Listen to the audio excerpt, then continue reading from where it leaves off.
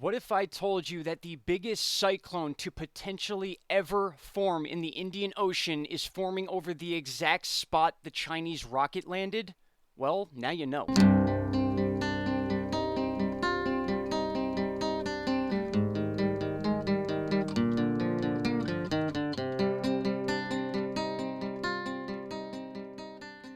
Welcome back, my friends. May 10th, 2021, and we're taking a trip to the Arabian Sea for a few reasons, and more specifically, the northern Maldives Islands. And yes, I'm sure many of you know why, at least for the most part. Many people were tracking the Chinese rocket that was making its re-entry into the atmosphere after a botched re-entry system failed on the rocket, causing the world to watch very closely as we did not know where this thing would re-enter the atmosphere and possibly break up and re-enter over a populated area. We had just finished with another rare re-entry a few weeks ago when we found out this news. So naturally, in today's world, it became a huge story and the entire world was watching and wondering where exactly it would land. Well, we found out, and it happened to land in the Arabian Sea just south of India in what we just talked about, the Maldives Islands. Now, this is a very unique area. Now, the Arabian Sea has a cyclone season just like we have a hurricane season, and it basically runs along the same months. So it's not too common that we are seeing cyclones in this area, but what's uncommon is the fact that we are seeing one forming in the Arabian Sea and then moving towards Saudi Arabia as a major storm. And by major storm, I mean this could potentially be the biggest cyclone to ever form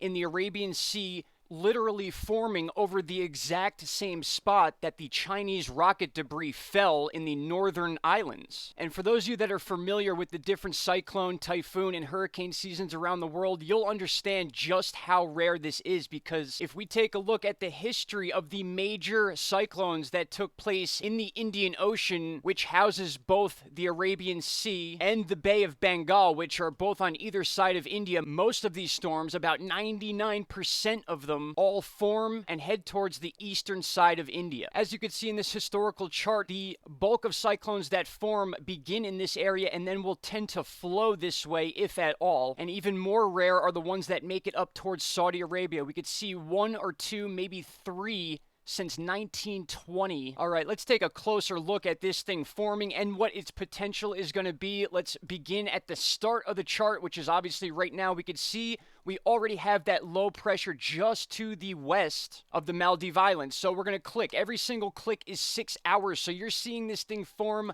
very quickly. Within about 48 hours from now, we could be seeing a tropical depression or the equivalent of that when it comes to the Saffir-Simpson scale. And as we move forward, we just see this thing completely blow up into a major storm very quickly as I hit play here and we watch the rest of the lifespan. Take a look at the incredible low pressure this thing reaches before hitting Saudi Arabia. We could pause it right there. We're at 909 and then tops out at 905 before going back to 907 as it approaches the coast on or around May 18th.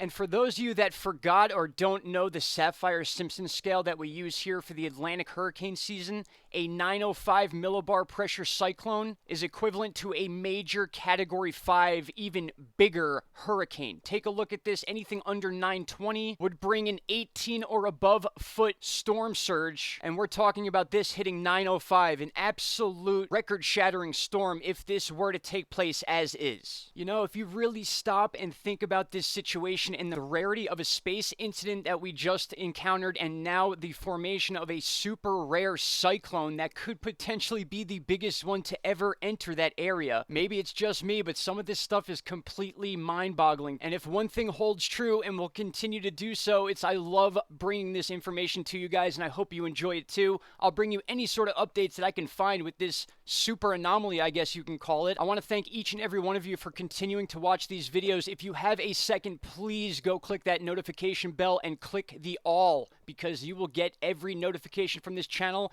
And with information like this, how would you ever want to miss that? Thank you all so much. Shout out to Canada. Be safe out there. And I promise you guys, everywhere in the US will be warm soon. Hope you all had a good Mother's Day. Take care. Bye-bye.